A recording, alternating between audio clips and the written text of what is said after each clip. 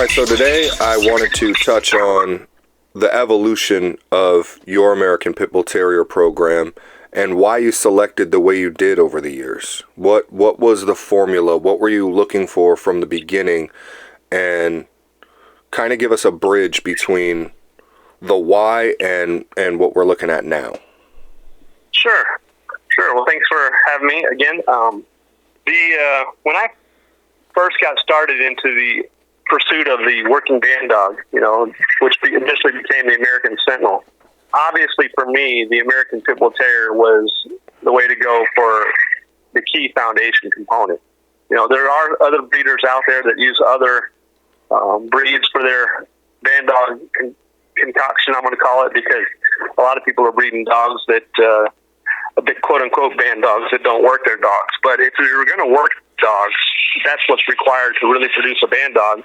And if you're going to do that, I believe the best option is the game-bred American Pit Bull Terrier. Not just the American Pit Bull Terrier, but the game-bred American Pit Bull Terrier. And the reason why I feel that way is because for a band dog to be able to reliably engage man or beast to catch hogs or do protection work or whatever kind of threat that the person's going to be dealing with. Some people deal with coyotes, some people deal with bobcats, whatever. They're going to need a dog that displays commitment, athleticism, stamina, endurance, and other things. So, I've kind of shied away from some of the breeds that may not have the stamina or the heat tolerance that some people may like from a stockier, blockier, more impressive-looking, muscular dog. But I shied away from those because when I was younger and I would go out hiking and camping, what good is a dog that has to look for the shade tree or the creek when you get back from a long hike? You might be getting back to your camp and find somebody raiding your camp, and you're like, hey, get away from my stuff, but your dog's too tired to help you out. So I wanted a dog that if I went cycling, it would be very athletic and with a lot of endurance. And I also wanted a very intelligent dog. So that's why I used the game-bred American Pit Bull Terrier. But as I learned more about them, and we've had Red Boy Jocko Bolio Tombstone blood, we've had some Hammond's blood, we had some Sorrells dogs, we had some Whopper blood that went back to Bob Bonacorsi from the days of weight pull events, and obviously the Whopper blood and the Bob Bonacorsi stuff is not game bred, but I did want to at least experiment with that a little bit in the early days because I knew that they were powerful, I knew that they were trainable, and intelligent, stable dogs, and so I wanted to look into them a little bit. But even after experimenting with those dogs, we got 3 dogs from him. I went back to my roots of the game-bred American Pit Bull Terrier is the way to go. We tried some different lines here and there. We had a Chinaman dog at one time, which is a fine bloodline if somebody wants to use that bloodline. But for me, the Sorrells dogs was my key desire. And obviously not every dog from any program is going to work. There are some people out there online now that don't like to talk about the coals and the negatives or the ones that don't work out.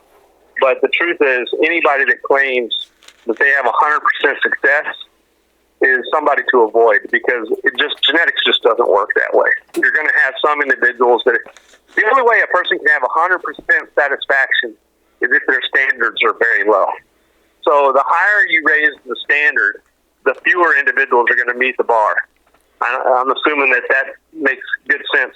Mm-hmm. Absolutely. So when we were raising the bar, the Sorrells dogs continually messed the bar the most. And I'm pleased that I met Madison Parker back in 2001 or so, 2002, somewhere around that time, because he really kind of directed me towards the Sorrells dogs. I met him at a archery event when we were shooting bows and arrows at a traditional archery competition, and he was there with his wilderness living and survival schools, and I owned an archery business at the time, and his booth and my booth were close enough that we bumped elbows a few times because I had a dog with me, and he thought it was an interesting looking animal, and we had a conversation, and he brought me to the knowledge of the Sorrells dogs back then. So that was early in our program, and it was a blessing to meet somebody with so much experience and knowledge of the game-bred American Pit Bull Terrier, coincidentally at an event. I had been to dog events, but getting into the circles, so to speak, of people that have knowledge and history with the game-bred American Pit-Bull Terrier is not necessarily easy for somebody to do. So, because it can be a closed niche back then. But anyway, I met him, got to know him, and ended up getting got a dog from Bert Sorrells, and we did a breeding also with another dog from Bert Sorrells on his yard, and I fed Bert Sorrells' dogs for about 2 weeks. It was 1 week one time and 6 months later for another week. So we were down there twice, and I really got to see those dogs firsthand and really just liked them. And I was like, this is the bloodline that I really need to be working with. Of course, in those days, Mayday was super popular and still popular today, because the Mayday blood is an excellent bloodline if you get the blood from people that are actually evaluating and selective breeding. But, unfortunately, it became so prolific. So many people had that blood that weren't using it. The reliability and function of the Mayday blood really diminished because popularity kind of destroyed the line the same way popularity destroys a breed. So don't get me wrong, there's still really, really good Mayday dogs today, but you have to get them from the right people. So we looked at Mayday a lot, and we looked at Sorrells a lot, and we built our line around Sorrells. They just super intelligent dogs when you get a good one. Of course, they don't all work out, So, we acquired a few dogs from Madison Parker, and we acquired a few dogs from Mickey Smith that were of pure Sorrells origins, ancestry. And the reason we went to Madison Parker and Mickey Smith was, at that time, Bert Sorrells had already retired from the breeding, and years later he passed away. So it was time to work with people that had picked up the torch and were carrying it on to the next generation. And I will say that I'm kind of glad that I got those dogs when I did, because even those gentlemen are in their 70s now, and at some point the gauntlet's going to be passed on, and I feel like I'm kind of picked it up to preserve the Sorrells line, and it's an honor that I'm able to do so, because frankly speaking, I think I've got some of the best blood from both of those yards. I really like Frankie Bomp a lot. I really like Sadie a lot, and they both came from Madison's place. We also had a bitch named Suki from his place, but personally I think Frankie Bomp and Sadie were two of the best dogs that he had in his facility, and we were able to use both of those dogs in our breeding program. And then for Mickey Smith's yard, he's getting older, and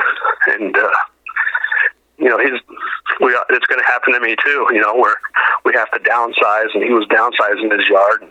We went out there and got a few dogs from him, and we acquired 5 dogs from him in total, and 4 of them worked out as far as breeding, and 3 of them seem to be excellent. Now, even the 4th one, one of them didn't work out in breeding. He was just too old and sterile. But then we had one that produces really great dogs, but at a lower consistency. So let's say you had 7 pups or 8 pups, you might have 2 or 3 really good ones, but then you had some average ones. But then the other 3 that we've got, man, they're looking beautiful, and I'm really liking what I see. So nothing but satisfaction there in terms of their abilities. And I can say that I've jumped 2 decades there. So some of the dogs in the middle we really need to discuss, because in the middle is where the evolution occurred from the past to the present. And we had some dogs in the middle that we would remove from our program, because when you're looking for a dog to do that's going to be worthy of hog catch, that's going to be worthy of protection work, that's going to be worthy of going into the American Sentinel program, you're looking for foundation quality dogs. And to have a foundation quality dog from a very well-established breed like the game-bred American Pit-Bull Terrier, in a well-established line like the Sorrells line or the Mayday line or the Bolio dogs, then it's important that you have a total package, as close to a total package as you can. And a total package dog is a rare dog. Some people go a lifetime and never have that total package dog.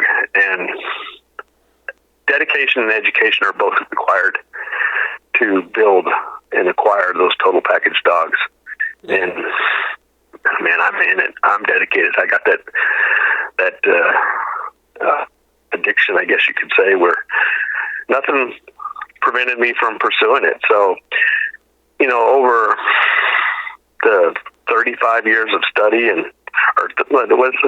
35 years of study and 24 years of breeding, we have continually strived to push that bar and raise that bar to a higher and higher level. And, like right now, the economy is really bad, and some people are saying it's time to slow down the breeding. Well, if you're breeding because of the economy, I have to ask, are you really dedicated to the improvement of the breed? Because they're breeding to sell dogs. That's why the economy slows them down. I'm not breeding for the public. I'm breeding to pursue my goals. So bad economy or not, I'm not slowing down. If I have a surplus of animals, we call harder, or we place some dogs with some hog hunters. We find hog hunters are always looking for good dogs. They just don't want to pay a premium price. But I'm not slowing down. I'm pursuing my goals to perfection. And so what are the criteria of that all-around perfect ace? And no matter what bloodline you look at, some of these components are going to be missing in some of the dogs. And, I want athleticism, I want stamina, I want intelligence, I want good sound structure, I want health, I want determination, I want the total package. And in pursuit of the total package, you'll find one dog here might be a little timid. One dog here might not be super intelligent, like Lucky 7. He was a dog that would dig with his mouth. He'd bite the ground and dig with his mouth, destroy teeth. He would bite sheet metal and destroy his teeth. And when he tried to interact with you, he was stable with you. He was good with you, but he wasn't super affectionate and super desiring to please. He worked because he wanted to work, and he didn't really care to please. So, I slowly evolved those lines to select not only excellence in the abilities to work, but also excellence in being able to sustain that ability to work, and by looking for respiratory and health and structure, and then also made them great house companions where they really like to interact, where they're good laying with your kids and jumping on the couch or the bed. And, we've had a client too that like, I don't want that dog on a couch. And I'm like, okay, that's fine if you don't want that. But then I think in the back of my head, are you really the type of client I want? Because my dog wants to interact with me. I think that's a great thing, But I understand it's not for everybody, but my dogs are part of our family, And so I'm really excited about where we are today, because right now, like technically I own 9, I own about 15, 16, 17, maybe 18 American Pit Bull Terriers right now, but only 7 are on my yard. And out of that I own on my yard. We've got an 8th one here that's owned by Mickey. He sent a bitch out here to breed to one of our males that he likes, Mickey Smith I'm talking about. And how many people do you know that are legends in the pit bull world that send their bitches to somebody's yard to breed? Madison had Sadie up here for a breeding. Mickey had Screamer out here for a breeding.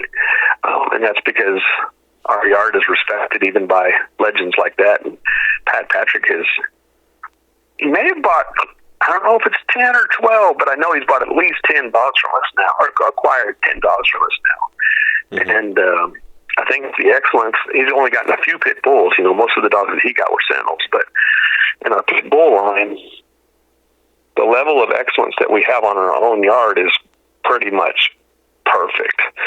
The closest thing to a flaw that I can see in our dogs today, in our pit bulls today, is we have 2 or 3 that have maybe a reverse scissor bite, which a reverse scissor bite is a very minor flaw. Most of our dogs, our pit bulls, have a scissor or an even bite, which is ideal. None of our pit bulls have an underbite. None of our dogs have an underbite. And that is such a low priority that, it may be priority if you have 2 dogs in a dog show, where one dog is looked at for the scissor bite and one dog has a reverse scissor bite, and maybe the scissor dog the scissor bite dog beats the underbite, or not underbite, the reverse scissor in a dog show. But that's only going to come into play if they're dead even on everything else. And honestly, we could take our dogs to some dog shows. I'm very confident with reverse scissor and still come out victorious because the overall package of the dog itself is outstanding. And, you know, I have mixed feelings about dog shows. Part of me doesn't want to go to a dog show because I feel like the show dog arena destroys working breeds. So in order to be consistent within myself, I don't want to violate my policy of work the dog, don't show the dog. But then another part of me says, well, look at people like Bert Sorrells and Ralph Greenwood, who worked the dog and showed the dog. So showing in of itself doesn't destroy the breed if you're still working the dog, but the problem is show breeding does destroy the breed if you're not working it also. So if you're going to show, you better work too, because showing without working is destroying the breed. But I'm thinking about going to some of these dog shows, and of course I'm speaking with the cart before the horse because I haven't gone to dog shows yet. But I'll tell you, Mickey Smith told me last time I spoke with him, he wanted to come over here and beat me up or slap me around or something. It was all fun and games and he was humor because he's like, you need to get those dogs to the show. I don't know why you don't get those dogs to the show. They're going to excel. And I know he's right because I see these dogs that people are in love with, and then they walk onto my yard and you can see their smile turn upside down because they're like, wow, these dogs are at another level. And, you know, it's really been a matter of time and dedication and raising the bar. I myself, as an experienced dog man, catch myself feeling like a kid in a candy store when I look at the pit bulls that we have today. It's just a very, very unusually high level of consistent excellence in our yard right now. I'm stoked. Let me ask you this. When you said, and I mean, I pretty much know the answer, but I hear a common misconception that pit bull terriers in and of themselves are not intelligent dogs. Are not what? Intelligent. No, there are both. There are intelligent, or there are pit bulls that are super intelligent, almost at the level of a Malinois or Golden Retriever or Doberman Pinscher. Very, very intelligent, like poodle level intelligence. And then there's also American Pit Bull Terriers that are down as a box of rocks, like the English Bulldog. So you can find both extremes of that spectrum in the American Pit Bull Terrier. And if you think about it, it makes sense because what was the American Pit Bull Terrier bred to do? It was bred to compete in a performance combat event. And so whether they're black or white, yellow or brown, brindle or buckskin, tall or short, long or bodied or short bodied, big-headed or little-headed, this or that, none of those things matter. The consistency within the breed standard is not about phenotype. The consistency with the breed standard was originally, for well over 100 years, about the performance in the venue and as a game dog. And so that was their consistent trait. And even that is going to be inconsistent because gameness is, of course, a thing to select for. So you're going to find very, very few breeds in existence today that have the variation of the American Pit Bull Terrier, the genetic variation. And, you know, a lot of people don't like the idea of a pit bull cross that creates something like a Sentinel or a Band Dog. But let's look at the pit bull itself. What was it? It was originally a bull and terrier cross, and even the breed name for a while was bull and terrier because it was a bulldog crossed with a terrier breed. And so you have some dogs that are bulldog built. You have some dogs, American Pit Bull Terriers, that are terrier built.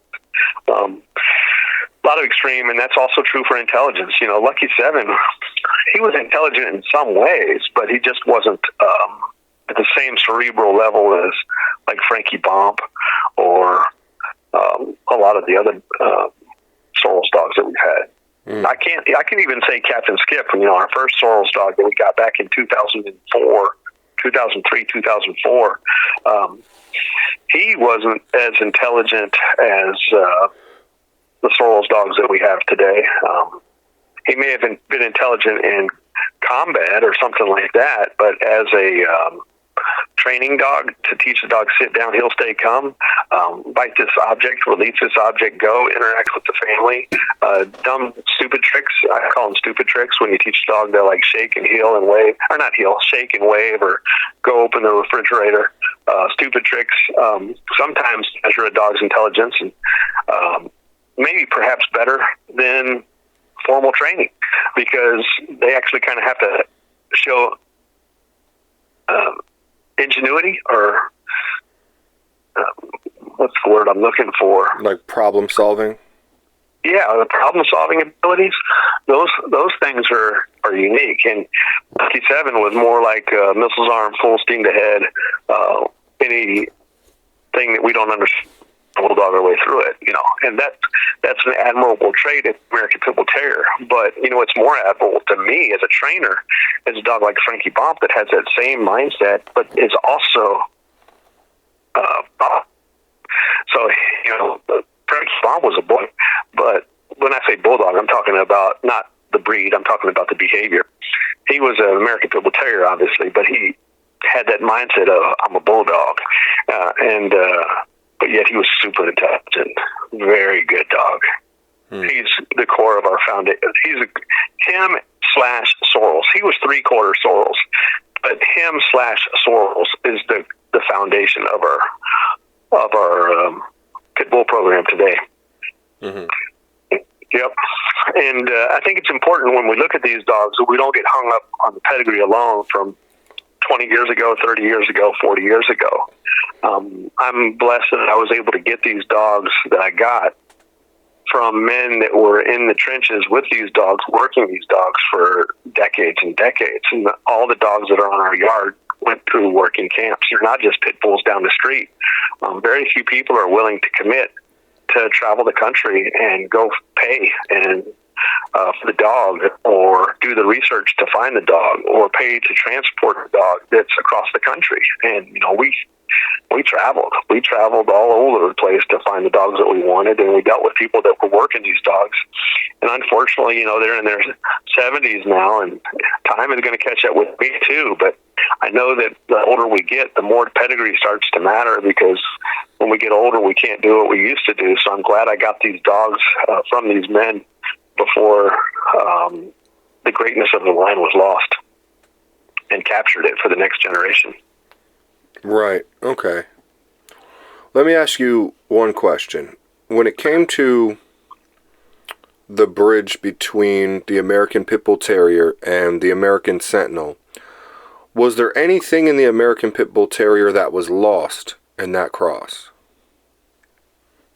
Well, you're always going to lose a percentage of things if you don't select for it. So let's say you just do the cross, and then you just breed the individuals that are a product of that cross.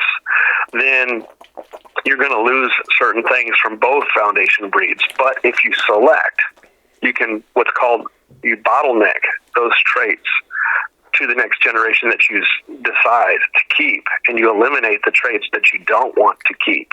For example, when I went to, even within the purebred pit bull, the same thing happens. You breed pit bull to pit bull, you're going to lose some things and you're going to keep some things. It doesn't even matter necessarily about the cross, but the cross just amplifies the same effect. So like when I went to Madison's yard, he's got a number of dogs that are great, and he's got some that may not be so great. That's true for every yard, so I hope he doesn't take offense to that. That's just the way it works. So what you do is you raise that bar, and you have a standard. And I think I already said this in the video, anybody that has 100% success has a very low bar. Well, Madison wants to keep that bar high. I want to keep that bar high. And in an attempt to keep that bar high, we have to find the individuals that don't meet those requirements. And if you set that bar there, then nothing gets to breed in the next generation unless it meets those traits. So, even though things are lost in the population, you don't breed the entire population. You find your select individuals that show those traits that you want to keep, and those are the individuals that you breed. You select for traits, but you breed dogs. So, a lot of people think that or I used to say that you breed when you breed a dog, you breed its entire genome, not just that trait. Well, the genome means all the genetics that are in that dog. But some people don't understand that. The easier way of saying it is you might select for a trait, but you don't breed that trait. You breed that dog. That dog has that trait, but it also has other things that you might or might not like. And so, if you breed, for example, let's say Reptar, one of my American Sentinels, great dog, but he's cowhocked. I don't like cowhocked, but I breed that dog because he brings so many other things to the table. But I have to be mindful of the cowhock's stance in his back legs, which means the back legs turn out a little bit. They're in at the hock and they're out at the feet a little bit. Mm-hmm. But that dog is structurally sound. We x-rayed his hips that were excellent. The dog is 10 years old and still acts like a puppy. So there's not any kind of lameness issues. The dog is still fast. He's still powerful. And so I accept that flaw of being cowhocked. Bert Sorrell said one time that you can make allowances but never make excuses. And then he asked me after he made that statement, he was setting up a question. He said, you can make allowances, but you don't make excuses. Do you know the difference? And I was like, I didn't quite understand what he was getting at. And I said, no, what do you mean? He goes, well, allowances are made for things you don't like in winners. And excuses are made for things that you do like in losers. Don't make excuses for things that you like, saying, well, the dog could have done this or the dog could have done that, but he lost, and the reason he lost is this or that. He said, if you make excuses, you're not modeling nature. Nature doesn't care if the slow calf got caught by a lion, stepped in a hole and broke its leg. Nature doesn't care. Nature just says you're a slow lion or you're a slow calf. It doesn't matter why you're slow. You're slow. And as a result of that, maybe there was another one that broke its leg, but it didn't slow down. Mm. And so you may not like, maybe one was born with a bad leg. Maybe he only had 3 legs, born with 3 legs, but he was fast. Well, how can a 3-legged calf outrun a 4-legged calf? Well, that should never, ever happen. We know it should never happen. So guess what? When it does happen, you can allow it because that calf has something else that compensates so much more that you might want that trait. And then you'll try to correct the thing that you don't want in the next generation. But to not allow that dog or that calf in the breeding program because it has something you don't like might be a mistake if it performs. It's just about performance, winners and losers. You allow the winners and you don't make excuses for the losers. And that is transferable into what I do with the protection work, hog work, because even though we're not competing in like the box, so to speak, because obviously the risks in such of an activity are not only immoral but illegal, and a person can lose everything you have, and I'm just not willing to do that. We can still transfer that same mindset for hog hunting and protection work. And as a result of that, the selection criteria can still be very much the same, but modified slightly. For example, I cannot have a nervous dog if I want to train it, because if I'm going to train it, I'm going to have to be able to go to many different environments, and the dog's got to work in many different environments. If I go to a different environment, I want my dog to perform. I don't want the dog to get nervous and intimidated. So that's one thing in the Sorrells dogs that we've eliminated. We do not have nervous dogs, and some of the Sorrells dogs may be nervous, but not a lot. Maybe 30% of the Sorrells dogs were nervous, but they were still excellent game dogs. So we take the standard that they have and we modify it to our objective, building off of what the legends did before us. Without their work, same as technology. You can't make a cell phone without first having electricity. You don't get electricity without first having whatever. So we build or the car. Maybe I should say the truck comes from the wagon. The wagon, you know what I'm saying? The truck comes from the car comes from the wagon comes from the horse and the wheel. And so we're building off of what our ancestors built before us, the dog man built before us, and we're taking it to the next level. And I think that does, as offensive as it may be to say I took the legends' work to the next level, if you were to ask the legends, what would you want the next generation to do with the dogs? Make them better or worse? They're going to always say better. I want whoever, when I get too old to breed American Sentinels and I have to, time comes to retire and I pass the gauntlet on to the next generation, I don't want them to breed dogs worse than me. That doesn't do my line or my work justice. I want them to take it to the next level. And I feel like I've done that with the American Pit Bull Terriers, and that gives me that, as a 55-year-old man, it's silly that I can get that warm, fuzzy feeling in my heart when I look at my dogs like a little kid, because I'm called to do this. It's part of who I am. Yeah, man. Absolutely. Yeah, I do think that it's commitment. I do think it's intelligence, but I also think that one of the components is having an eye or an internal calling. Something that, you have to love the work, because if you don't love the work, when times get tough, you give it up. And this might sound crazy. I work a lot, but I'll tell you for a fact, Friday morning, I got up at like 5 or 6 o'clock like I always do. Friday night, I didn't go to sleep the entire night. I was up all night, all the way, and then Saturday, no sleep until like midnight. So I was up for 40 hours straight. And then what was I doing? I was studying various topics that are dog related, whether it be reading a pedigree, whether it be going through my phone and editing videos or photos, or whether it was doing a website update, or whether it was I did some research on a topic in genetics that I think is a bogus topic. I think it's a fabricated equation that some non-geneticists have come up to try to simplify breeding, that I don't think it's a legitimate equation. We're going to address that here soon publicly on my channel. But before I speak, because I've got a background in genetics and animal behavior, I'm talking right now to some of the top geneticists in the country, canine geneticists on this topic, and sure enough, they've never heard of it either. So we've got one more guy that's specifically about canine genetics that we're going to talk to before I address it.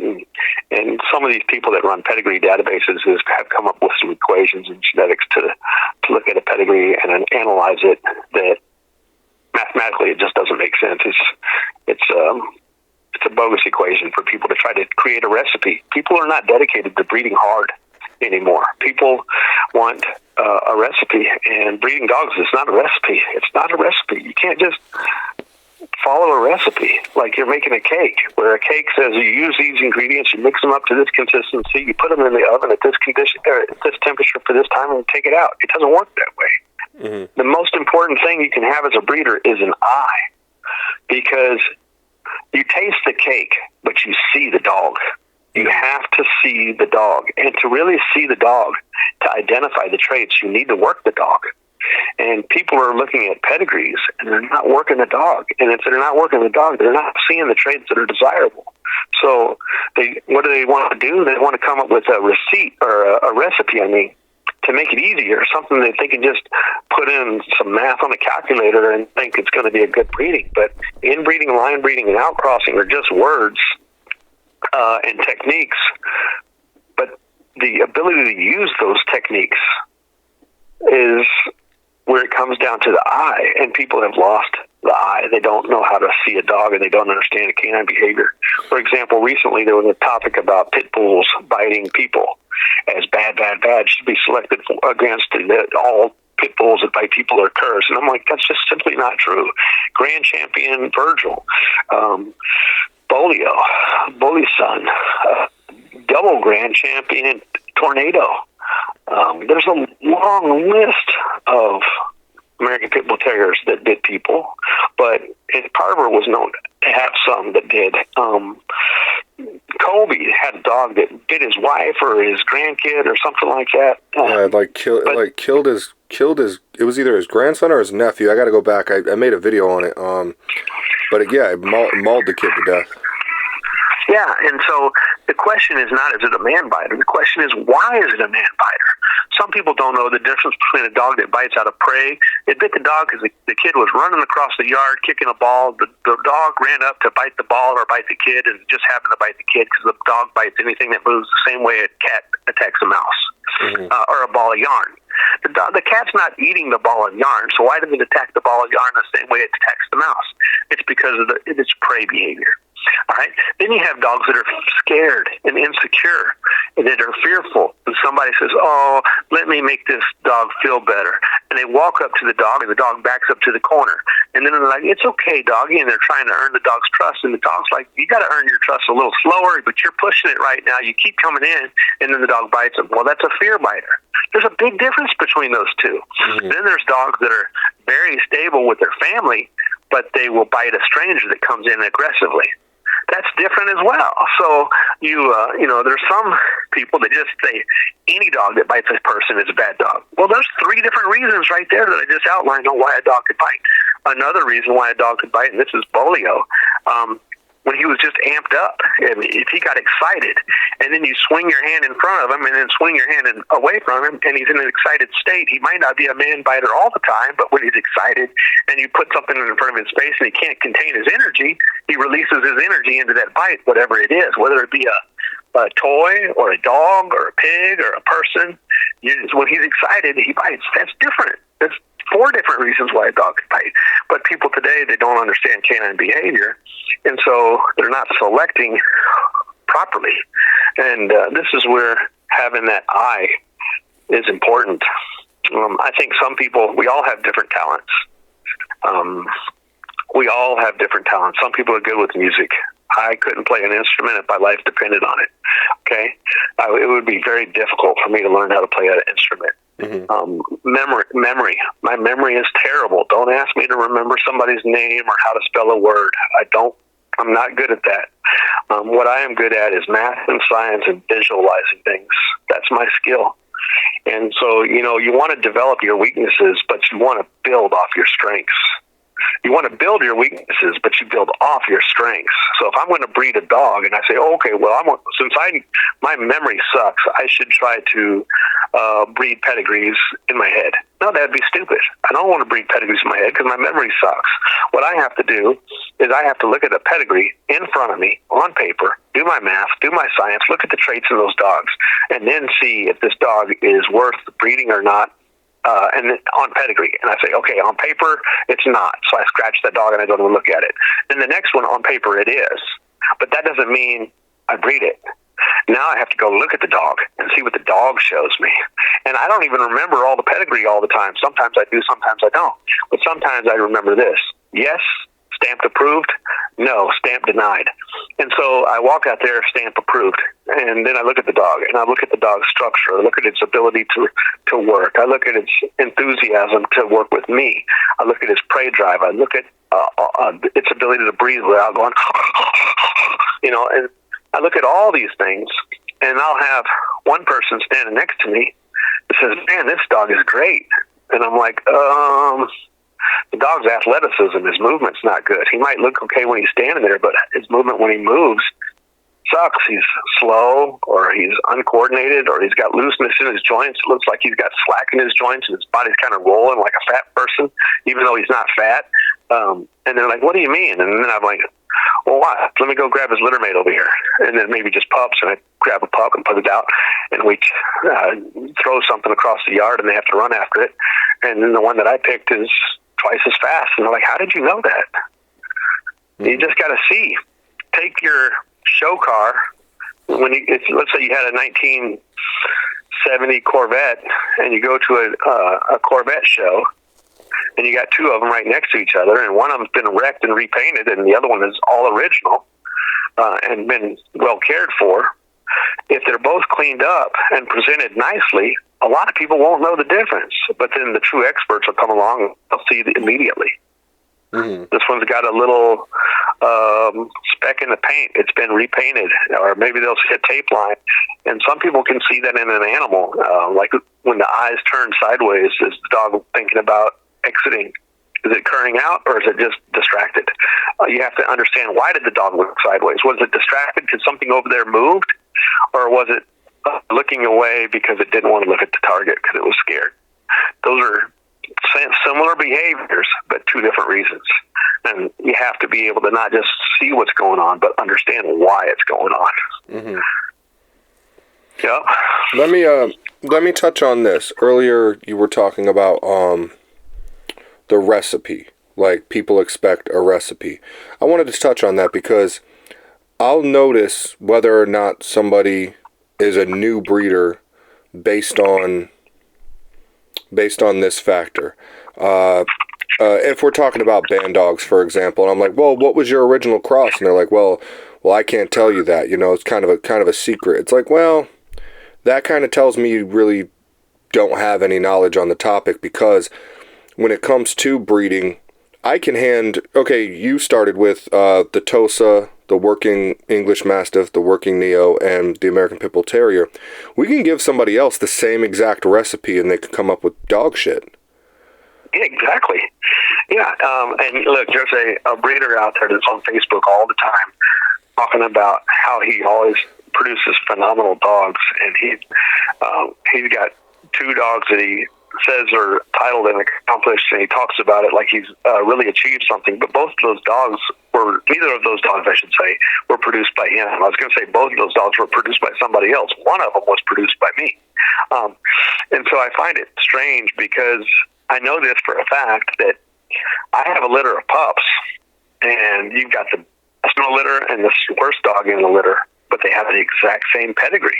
So not only just can you do it with 4 different breeds and end up with different things, you can even have the same pedigree and still diverge, because you got different dogs from that pedigree. One was approved and one was not. So, you know, it's not even just about the breeds. It's that recipe. You got to throw that stuff away. The recipe, you look at a recipe to see if it's got crap in it. Okay, so if the ingredients are flour, sugar, chocolate chips, a little bit of crap, and then like literally feces, and then it's got blah, blah, blah, blah, blah in it, well, then you know I'm not using that recipe because I'm not eating crap. Right. Right? Yeah. But so that's what you use the recipe for, to see if there's crap in there, to see if there's people. Maybe there's no crap, but then one of the manufacturers of that company has been known to have toxic, like maybe there was a recall because it had E. coli in the ingredients or something like that. You're like, okay, flour is not crap, but that company, that man, is known for having crap. So even though the pedigree is good, the man that was responsible for that pedigree is crap. Mm-hmm. So you're still looking for crap, whether it be a crappy dog or a crappy breeder, or we're looking for crap when we look at the pedigree. We're not looking for excellence. I mean, yes, you want to see excellence, but you can't see excellence in the pedigree. The only way to see excellence is you got to look at the dog. Mm-hmm. Now, while we're on that topic, if I have an excellent dog, but he has a crappy pedigree, I'm not using it. If I have an excellent pedigree, but it's a crappy dog, I'm not using it. If I have a crappy pedigree and a crappy dog, I'm not using them. The only one I'm going to use is an excellent pedigree and an excellent dog. That's it. Right. Now, while we're on that topic, I mean, I know we've stressed this probably 100 times on this channel, but education being the most important thing here, let's talk a little bit and reiterate kennel blindness and everybody wanting to be breeders. I think it's died down a little bit from what I see online. Yeah. But about 5 years ago, man, I noticed they were popping up everywhere. I think it has died down. I'm going to say 4 years, well, maybe 5 years ago, because it was COVID. Yeah. But I'm going to slightly disagree with you on one thing. You said education is important, and it is. I think you said the disagreement is, I think you said is most important, but maybe I'm wrong. But anyway, I think the most important thing is dedication. And dedication doesn't mean I'm just going to keep doing it. Dedication means I want to keep doing it better and better and better.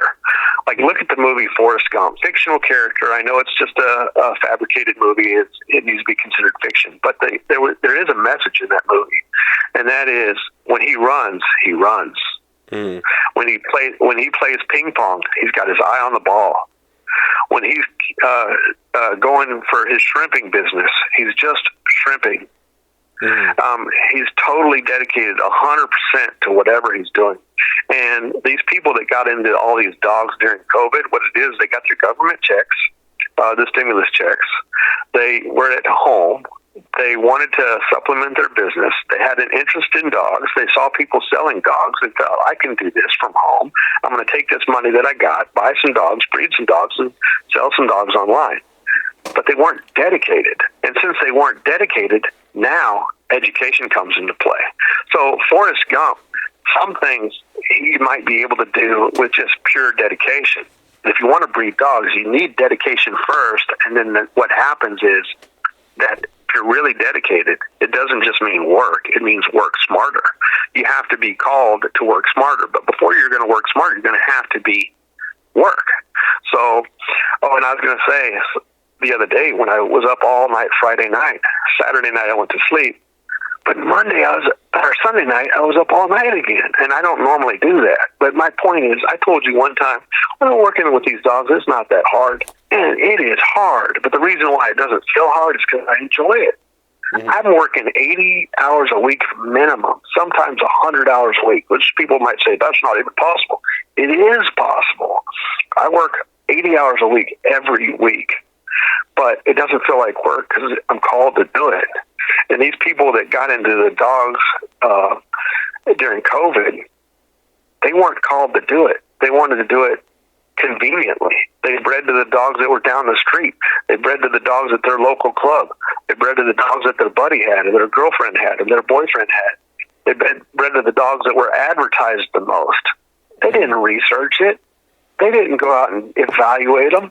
They didn't do, ancestral evaluations or selective breeding. They just bred what they got, and when they bought two dogs, they bred them both. They didn't cull anything, and that's why 5 years later they're going to be going out of business because the economy's crap right now. Yeah. But I made a living as a teacher, and when I was making some money on the dogs, I set it aside, and I'm blessed in the aspect that with the economy so crappy, I don't have to slow down one bit. If I want to have 10 litters this year, which I don't think I'm going to have 10 litters this year, but if I wanted to, I could, because I can pay for every single one of them dogs, keep what I want, and sell what I don't need that may still be good. If I have some that need to be culled, that can be dealt with. If I have some that are excellent dogs that can still work, but that are not selling, I'm not going to sell them to people that want to breed. I'm just not going to sell a $2,000 dog for $300. I'm not doing it. What I'll do is I'll find a hog hunter that I know, or a friend that I know that has already invested and has earned my trust, and maybe I'll place a dog or two with them under the conditions that, hey, they send me some videos of the dogs working that I can use and also still get that blood evaluated, because maybe that dog that I've placed with them is a dog that I might want to breed to later on. And just from saying this right here on your channel, people will reach out to me and say, hey, I'm a hog hunter. Can I have a dog? No, you cannot. You know why? Because I don't know you. Okay, I'm not giving dogs to people that have not earned my trust. I'm talking about people who have earned my trust, and trust comes in a couple of things. One, you have to be dedicated. Two, you have to show investment. So these people that I've given dogs to, they bought dogs from me before already. They're not people asking for handouts. Mm-hmm. People that ask for handouts, that's the fastest way to lose my trust. Right. Ask me to give you something for free. No. Are you going to build if you're in a contractor and you do house framing, are you going to come frame my house for free? And this is what I do for a living now. I'm retired from teaching. Even though I do it for a living and I do make money when I sell dogs, their dedication and commitment was there. Not everybody builds a $50,000 kennel. I've got a $50,000 kennel. We've got hundreds and hundreds of thousands of dollars invested into these dogs. Mm. But people want to go buy a $500 dog here and a $1,000 dog there and breed them together and sell dogs for $2,000. And then they're going to say their dogs, like there's one guy that literally built a website and posted all kinds of videos of dogs catching bear and coyote and hogs and pythons and this and that and this and that on his website, that the dogs can do this or that. In none of those videos you'll see his dogs. There's no dogs in any of those videos. He just talks about invasive species, but he says his dogs can do all of this. Mm-hmm. He created his website. I know this for a fact.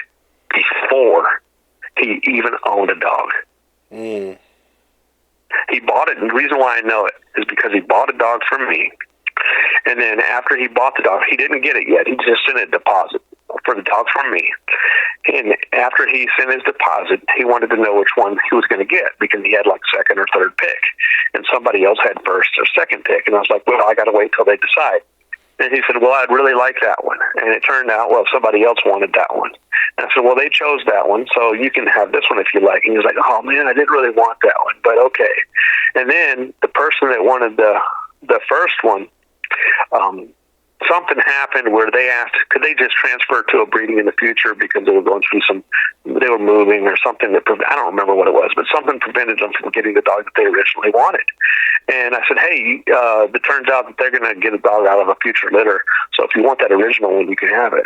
And he goes, oh, this is just too traumatic of an experience. I've already told my daughter that we were going to get that other dog, and now it's just getting stressful. How about I just give my money back? And I thought, man, this guy's a flake. So I sent him his money back. And after I sent him his money back, he then contacted me and wanted to know if I'd like to buy his website that he created. And I'm like, are you kidding me? And I was like, no, I'm not going to buy your website because his name that he used for his website is similar to ours. And so then when I didn't buy his website, he started putting up cane corsos that his brother, quote unquote, had. And they're just puppies. There's no working dogs on the whole website. But yet he says the dogs catch bear and hogs and bobcats and pythons and alligators and stuff like that. I'm like, this is ridiculous. The fake it till you make it mentality, which is the best way to destroy something. Yeah. And it doesn't give you a solid foundation at all. No, it doesn't. Look, I'm worried about building a house because the competence. See, we want to build a house and a canine facility soon, and the problem for us is I have reservations. The finances are not the problem. The problem is we have hired people to do jobs today that don't know how to do the job. Mm-hmm. And they come out here and they get started on a project, and we can see that they don't know what they're doing, and we have to fire them. And I'm going to tell you, if you don't know your craft, you don't need to be calling yourself a professional. You need to know your craft. And I really look for what we're going to do when we finally build our house is I'm going to find the people that do the inspections, and I'm going to say, which builder do we need to use? Because they know which builders meet inspection without being told to fix it. And that's the guys that I want. I don't want the ones that the inspector has to tell them to fix it, because the inspector is only going to tell them to fix the stuff that the inspector sees. I want the builder that when the inspector comes, he's like, man, I don't see anything. Everything's perfect. That's the guy I want. Mm-hmm. And there's people that they want to claim the greatest, but they don't want to do the work. They want to be a lion, but they don't want to do the work that lions do. Mm-hmm. And you've got to be willing to do it. If you're not willing to do it, just own a dog and enjoy it. Yeah, that was I've said that in numerous videos. Actually, there's some of my least popular videos, the ones, to breed or not to breed, puppy fever, all these ones that I released early on. I understand people get starry-eyed when they think of how cool it would be to have, and I was like that too for a while, where how cool would it be to have kennels lined up and just all my favorite breeds and the whole 9 yards.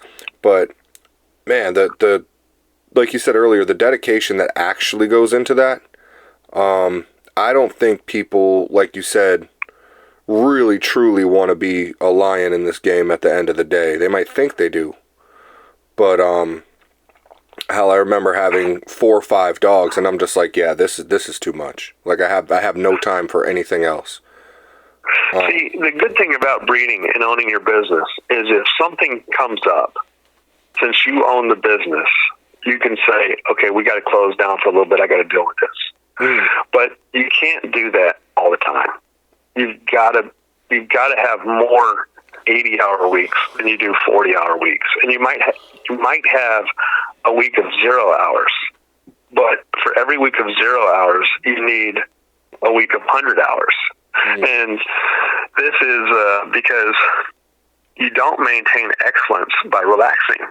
if you go to the gym and you build the perfect body, and you go to the buffet or the grocery store and buy the perfect food, but then you quit both of those things, you're going to end up losing everything you've gained. And so, it's just an analogy, and I certainly need to hit the gym. You and me both. Man, we give up things. I haven't had a vacation in like 25 years, unless it was or 27 years, except for maybe 2 days. I may have taken a 2-day vacation twice. I've never been on a week vacation for 25 years, 27 years. Yeah, vacation goes out the window. Yeah, I got 30-headed dog here that depend on me, and I can't ask my neighbor to feed them. Right. So a 2-day vacation, you might think, well, how do you do it for 2 days? Well, here's how you do it. You get up one morning and you feed them at 4 o'clock a.m., 4 a.m. Then you get on the road, and then you got to, after you do all your chores for the day, you're done at 6. You come inside, you wake up your family, you jump in the shower, and you leave at 7. Then you spend one night overnight, and then the next day you come back and you're home at 9 p.m. So you were gone for 2 days and one night, and then that night you're out there feeding the dogs and watering the dogs. So the dogs still got fed and watered every day, because they can go a day without food. That's not a problem. We fast our dogs maybe twice a month, once every 2 weeks or so, depending on the weather and the condition of the dog. Obviously, if we have a nursing puppies or a pregnant bitch, or if it's really cold, we're going to feed the dogs. But if we have a dog that may be a little overweight, we'll fast them about once every 2 weeks or so. And then, but you can't do that with water. The dog has to have fresh water every day. Mm-hmm. So, even let's say you have a dog that splashes his bowl, all right? That bowl, after 24 hours goes by, it might be empty. So if you're going to go on a vacation, and I fill up the water at 4 a.m. or 5 a.m., and at 6 a.m. we get ready to leave, or I come inside and take a shower. Before I leave, I'll go inside, clean up, have breakfast, get the family loaded in the car. We're at 7 o'clock. I'll do a quick walk through the kennels to make sure all the waters are still full, top on, any off, and that dog might splash its water out halfway down that day. And the next day it splashed all of it out, and so it doesn't have any water when I come home at night. Well, it's only been without water for a couple hours, so no big deal. But what if it was July and it was the next day? On the third day, that dog has no water and it's 100 degrees out. That's not acceptable. Mm-hmm. Can't do it. Yeah, I see what you mean. And as far as pedigree breeding, I think kennel blindness, because you asked about that, kennel blindness and pedigree breeding kind of go hand in hand, because we can look at a pedigree and say, man, those are some great dogs in that pedigree. And we start to chase a pedigree. And the more active we are with the dogs, the less we chase a pedigree. The less active we are in the dogs, the more we chase a pedigree. And so it's important to be active with the dogs. And by active with the dogs, I'm saying working the dogs, evaluating dogs, seeing which ones are producing and which ones are working, producing results and producing offspring that works. Mm-hmm. And I've said this before, for the people that want to be able to make a few bucks off their dogs, there's other ways outside of breeding. I mean, you can literally... Well, I'm going to tell you real quick, the easiest way to make bucks. We have a German Shepherd being brought here today for a sit-down, heel, stay calm. I'm going to teach the dog obedience, sit down, heel, stay calm. I'll probably put it on my YouTube channel. Maybe, maybe not. We'll see. I haven't met the dog yet. He's bringing it out here. He has to have vaccination, proof of vaccination. I have a quarantine kennel, so it won't be next to my other kennels. But we're going to teach that dog to sit down, heel, stay, and come. I charge $500 a week. The dog will be worked 5 days a week, 3 times a day. And in 3 weeks, the dog should be done. And that's pretty cheap. For $1,500, dog will learn sit down, heel, stay calm. Normally we charge $2,000. But if I work 7 days a week with the dog, 3 times a day, we can get the dog done in 2 weeks. And what's funny is I don't really even have my own dogs obedience trained, but I know how to do it because years ago I did it. And I've done it for years and years and years and years and years. But when you have 30 dogs, it's not a priority to teach every dog obedience. But that is something I want to improve now that I'm retired from teaching. I want to get more of my own dogs done that way. But that's a good way to make some money. You bring in a couple of dogs. Let's say you train 2 dogs a month, you charge $2,000 per dog. Or 3 dogs a month, you charge $2,000 per dog. to teach them basic obedience. You have them there for 2 to 4 weeks, and multiplied by 2,000 by 3 dogs, that's $6,000 a month. It's not a great living, but you can, if that's a supplemental income or something you do on the side, maybe you work part-time somewhere else or full-time somewhere else, but if you have a full-time job somewhere, it's going to be tough. But if you're working part-time and then you pick up this, making an extra $6,000 a month, that's not a bad salary. Mm-hmm. But legally, you got to do it legal. You got to pay taxes on it. You better have insurance. If a tree falls on that kennel and kills that dog, you're responsible for it. So you better have liability insurance. Mm-hmm. And you can do dog walking services. You can do boarding. Boarding is a very profitable business. People charge $20 or $30 to board per day. Well, if you have 10 dogs at $25 a head average, that's $250 a day just to go wash kennels and feed and water. And that's not even training. So, there's ways to make money in dogs without having to be a breeder.